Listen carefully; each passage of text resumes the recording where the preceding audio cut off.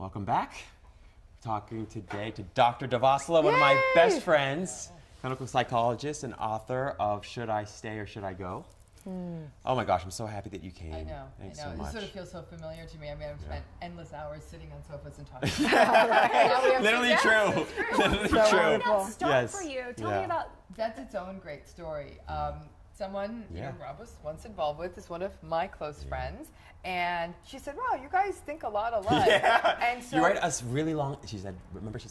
You both write really long emails to each other. Oh, really? Telling me, Yes. yeah, she's like, you should just talk to each other. Oh, that's Hilarious. What ended up happening was a very unique, one of the most unique experiences of my life, and which is why, I think Rob and I will, stay friends to the grave, because I was going through a divorce at the time, and he's not a narcissist actually.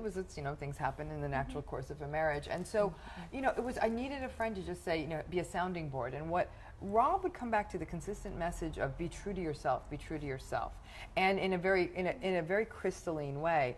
And at that point in your life, you don't trust anyone with your story. And here he was an utter stranger. We'd never met. The only sort of curator of this was this mutual friend who we both really, trusted and adored. And so we kept staying in touch, and and then got through it. And then he had a book signing for Happiness from the Inside Out here at Bodhi Tree, which I don't even think exists anymore in West I didn't know Hollywood. you were signing there.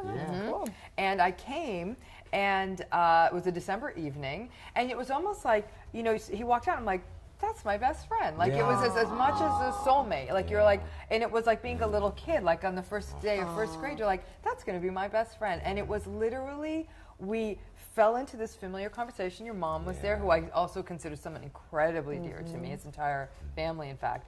And such started a friendship. And it was, to tell you the storms we've weathered together, it was really that sense. I mean, it's just that, again, and he was. Right. And is my best When friend. was that? What year do you think that 08. was? Yeah. 2008. Wow. Your memories. 10 years. Wow. It's amazing. It is incredible. amazing. Yeah. It's really amazing. He's been there for my daughters. He's dear to Right. my children. And I think any friend that becomes sacred to your children, Right. that's, and very much to this day, it's, not a week goes by. How's Rob? Yeah, Mama? yeah. And he's just fine. Yep. So sweetheart. incredible. Same. Yeah. So easy though, being that to Ram, because she's that is what you are. You're the epitome of that.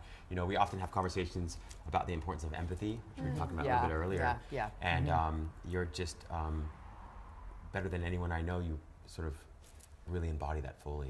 Well, I think that what we learned, thank you for that, is that we learned that there's a certain, you can find a muse in a friend. And I would say both of our writing really benefited tremendously from the other. There was not a page in that book where I would run things by him. Like, Wow. what do you think of this? What do you think He's of a that? great writer. I did Yes, it he's last a great night with writer him. too. Yep. I'll read something and I'll call him. I'll read a psychological study, and that's where you're rare, Rob. You can actually participate in the science too. I'll send him an empirical article. Oh, nice. What do you think of this? And so, I mean, I think it's that, in that sense of, I think for all of your viewers, that in your friendships, you have those friends that there's this phenomenon called the Michelangelo phenomenon, even in romantic relationships, where one person sees in you a potential so great that you love them so much that you push yourself to lift yourself to that potential. I love Everyone that. should have that in their intimate relationships, and love I have that Absolutely. in our friendship together. That's Yeah. like a whole book of itself Yes, on it dating is. and love and Yeah. relationships, right? So how does someone do that, Ram? So if somebody does it, they're not, this is all new to them. How do they do that? Where do they start? One of the things I see that's most problematic, especially in romantic relationships, is that people are threatened by the success of their partner because the catastrophic fear is they're going to pack up and leave. That's what I see as the primitive fear. Because most people feel like they're not good enough. So if that other person succeeds, then you're really not going to be good enough. And I also think that because so many people harbor so much insecurity, there is the inability to see that gift in the other. So that idea of telling people, because we often voice our insecurities in everything we can do, or we do. I can't do that, I don't know. And then we do that for our partners. So to the degree you can say, do it. Go for it. We got this. But everyone's so afraid. What if we can't pay the rent? What if we can't pay the bills? And yes, those are real fears, but they can get over-consuming. And if you can look at someone and say, make the Thanksgiving dinner. What's the worst that's going to happen? We eat pizza and we'll have some fun. It's almost like that Michelangelo thing is the opposite of the narcissist. Like the narcissist is something that just totally takes you down to the ground. Well, and the Michelangelo effect is someone who raises you up to the I love Yeah, that. and that's that's a part great of this distinction. whole idea of I have a relational question, authenticity. Wow. Can it be both? Can it be both what? Can it be both? Can it like swing? Yeah, can it swing? Could you have the Michelangelo effect with somebody who is a narcissist? No. Oh, good. No. That saves me. Yeah. Because sometimes that can be a mind trick for people. Because I've even been in relationships, and I have friends in relationships that you think, oh, but he builds me up, and then you look and you're thinking, And then oh, he no, breaks you down. He broke you down to rebuild you back up. What the narcissist does is they build that person up in a way that serves them. So I want the hot girlfriend, so you're gonna look at you, you're so hot, but because it's serving their ends. I want to be seen out in town with the hot chick versus you're so beautiful. I want you to put that out to the world. And let's face it, where you see relational authenticity really play out, it's not on superficial traits, but the much deeper stuff.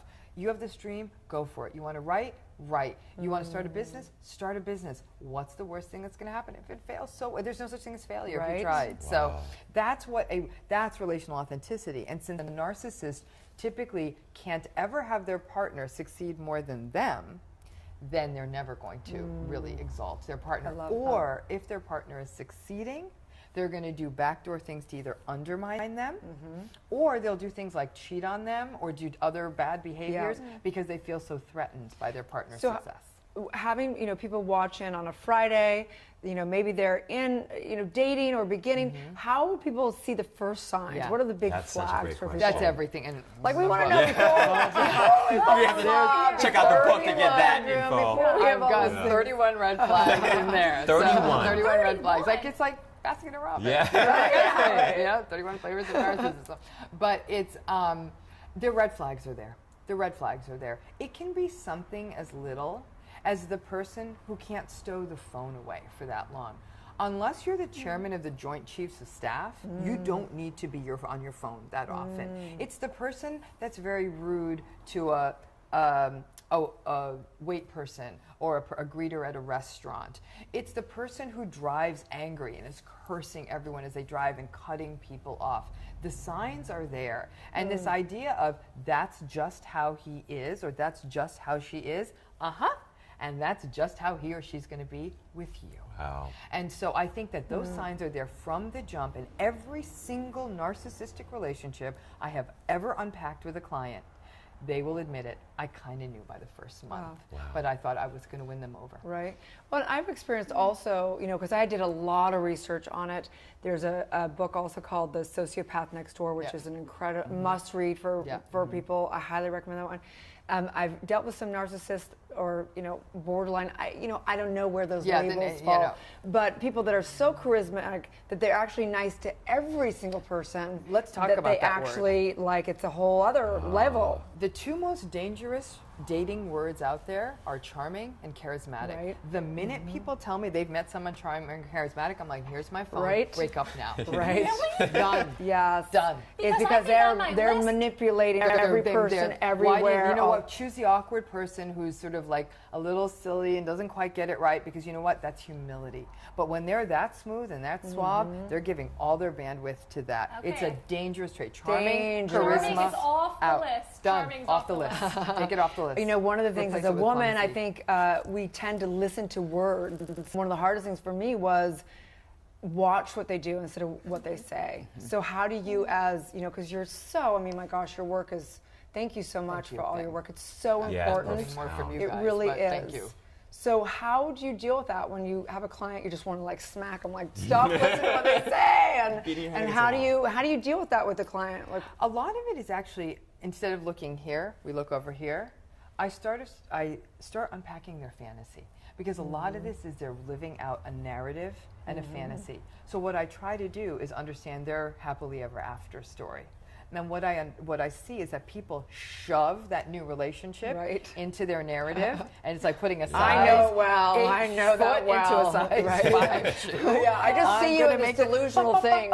He has such a nice house, and he has this job, and both our families are from Nashville, and I'm like, really? I'm paper. He's perfect. Another thing we're going to throw away with the charm and the charisma is the paper. This idea of the relational checklist. I would like people to make a new kind of checklist, an authentic checklist, where you look at respect, mutuality, kindness, is you can wipe your butt when you're 80. Right. Oh, You know? well, that's honest. Yeah.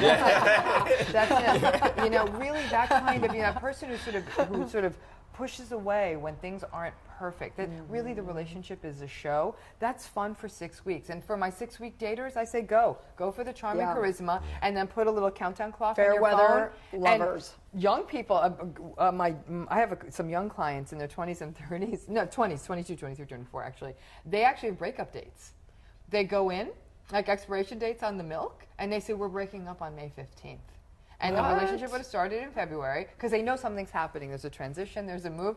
And in fact, they're following through. They're like, May 14th, it's big breakup sex, and it's goodbye. Whoa. One person always gets hurt, but I admire the routine and regimen. Yeah, very clear. About that, though, Commitment. That's interesting. Though, if they know in February and then they stretch something out until May. No, it's not stretching out. It's like a plan. It's like a holiday. It's like renting an apartment in Italy. A planned breakup? They're Like a just C-section. we're going to have an Scheduling a extended C-section. separation period? No. They're going to have a relationship.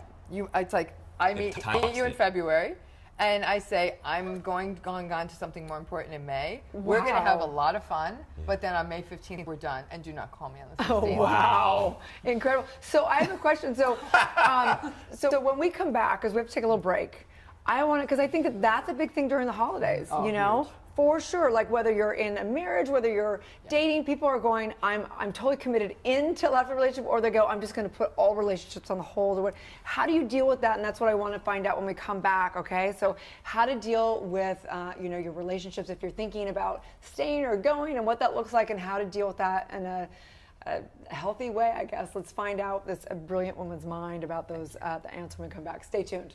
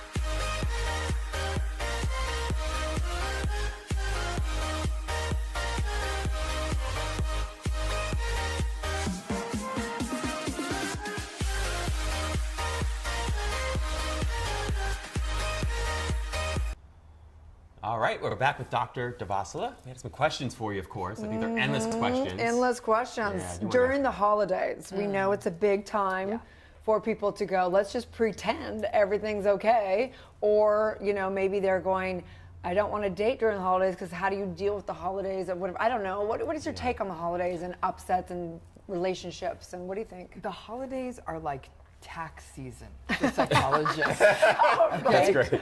That's such a great They're one. awful. They're awful. I mean, for me, the awful begins the week before Thanksgiving, and it stays to Valentine's Day. Wow. It's a nightmare.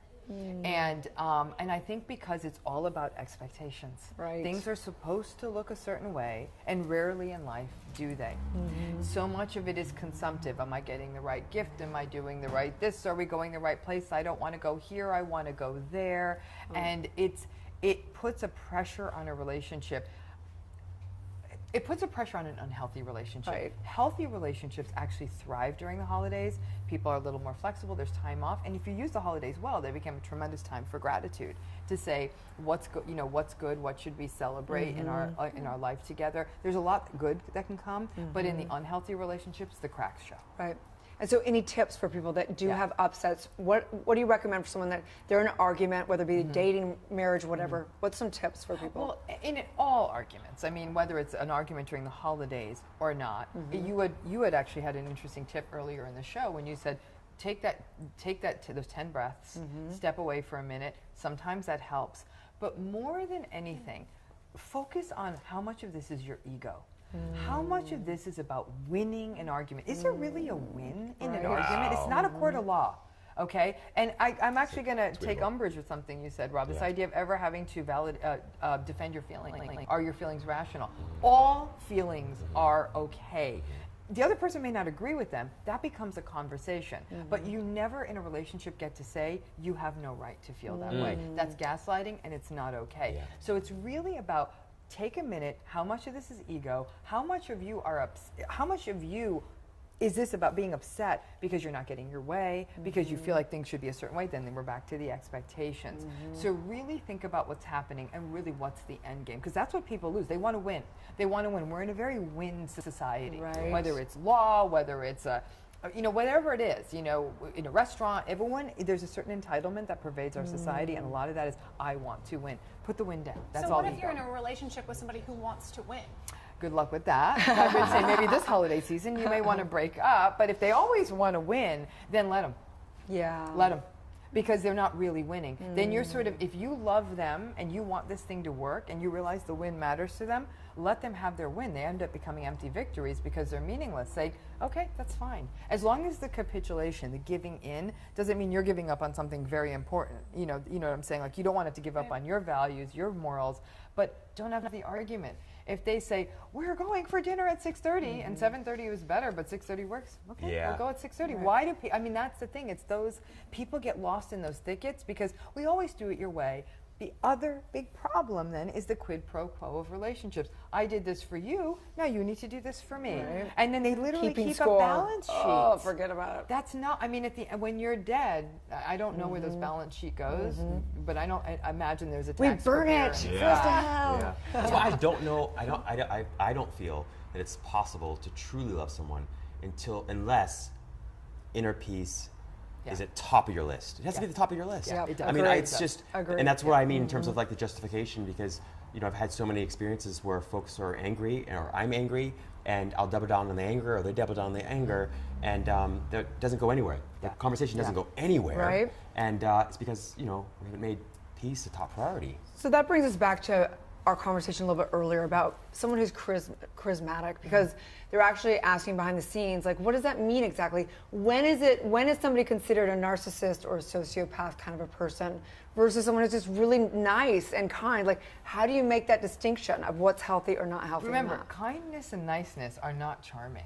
Okay, they're not. Kindness and niceness are things like somebody going an extra step to help you out with something. Can I help you carry that? Okay, charming feels a bit more slick.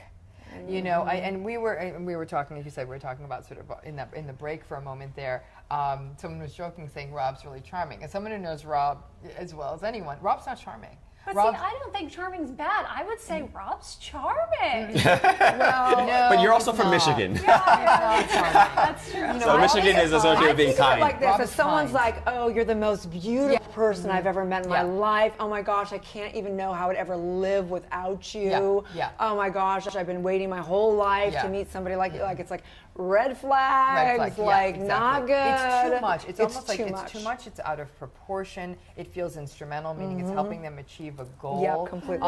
They don't know you very well, and they're giving you these huge kinds of sweeping sorts of compliments. It feels almost, and it doesn't feel deep. Right. Does that make sense? There's a lack of depth to the kindness. Yeah. I mean, any one of us can. Your intuition's like, they've said this before to many other people. How do I know this? Yeah. And so that's where the charming slickness there. I almost don't like somebody who can work a room. That makes me uncomfortable. Right, it makes me sit like, oh makes yeah. me very uncomfortable. That's too charming. Whereas you want that one person's good one-on-one. And then also, I've noticed with people, if they're charming, and you can watch other relationships, what is their history around people, and have they burned a lot of bridges? Do they have, relationships that have, because someone can work a room and be magic, and they can really help everyone rise, or they can manipulate a room for what they exact want and kind of let people go, right? Like superficial compliments. Right. Oh my God, you look so fabulous. Love the shoes, love the legs, love the bag. That's charm. That's charm. It's superficial. There's no there. Versus the person who sees that person they haven't seen in a while and sits with them and maybe asks them about something that has meaning to them. A family member, a job, I don't know, move, whatever. And are even able to put other people at bay at that moment. They are. It's difficult because we do overvalue superficial traits. The very things that draw the fly to honey are exactly the things that are going to kill the fly. Wow. The person that's that insecure that needs all those compliments is going to love the charismatic. And I would even say they're not even insecure. We all love hearing. It's so nice for someone to say, "You look nice," or "Isn't that lovely?" But then that lasts a minute. And honestly, my thought as someone who works with narcissists is, "What do you want?"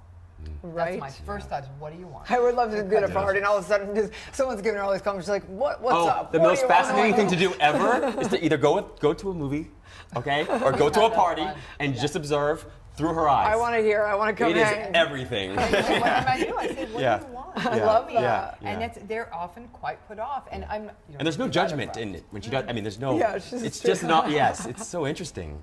And I think that it's you do not judge others when you stop judging yourself.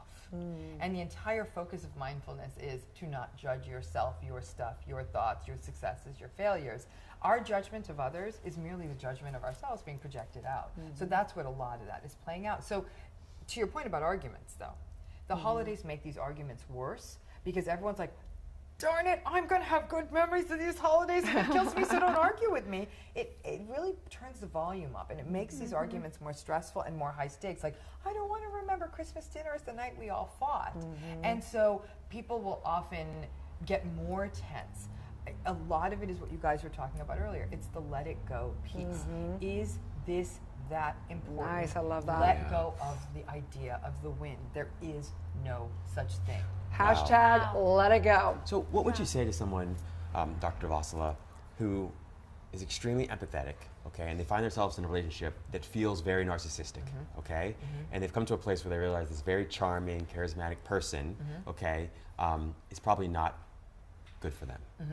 What do you say to a person like that who wants to get out? I know most of that's going to be in the book, but what would you say off the just to sort of help them get going in the right direction? Because I think it's hard for people, they feel bad even though this other person might be hurting them consistently. It's hard for them to let go of that because they feel so much responsibility for how the other person feels. It's always getting to the core of like, what is it, what do you feel bad about, okay? And then a lot of it is envisioning, is doing a lot of future work, saying, how would you feel if you 10 years in the future, you realize this is how you spent the next 10 years after us having this conversation today. Because I'll tell them, the one thing we do know about anything related to narcissism and sociopathy and all this stuff, it never changes. It's unchangeable. Woo. So if you don't like the climate in this room, short of you putting on a coat, this is how the weather's going to be. I totally agree. Unfortunately, we are like running out of Yeah, time. And you this gotta is have like, her back. This is We the gotta have best. her I have to back. have you back, Yes. honestly. Every day. I'll come back. So you're going to have to get the book to have that fully answered, right? So Yeah. please let everyone know where they can find you, where they can get the book. You can find me on Twitter at Dr. Ramani, DOCTOR, Ramani, RAMANI. So that's a good place. We're often putting stuff up every day that I read about narcissism. And then you can get the book, because that's sort of me in a book. And so you can get that on Amazon or anywhere they sell books. It's on Kindle, it's paperback, it's hardcover, and my voicing the Audible. I have a website, but I don't keep it up. So you can go to it. It's Dr. Ramani, DOCTOR-RAMANI.com. But a great place to follow is Twitter. And then again, get the book. And then another one's coming next year. So. Yay, wow. We're looking forward to that. Busy Very woman, much. and I just want to say that I think so many people need to get real More than ever. more than ever. We live in kind of a sociopathic, narcissistic culture. That's what the book's and about. so really excited to have her back and, my and gosh. follow this woman, incredible leader in this movement. Oh, so glad you could appreciate come you coming. today. So Yeah. appreciate So stay tuned, you guys. On the next segment, we're going to wrap it up. We're going to kind of tell you the hot topics, what we're doing, and kind of I don't know. What else are we going to do? Play We're some gonna, games. We're going to play some Just stay games. tuned Just on Good stay Morning tuned. Trust me, La La we've got some Land. good stuff. Okay. We'll be right back, you guys.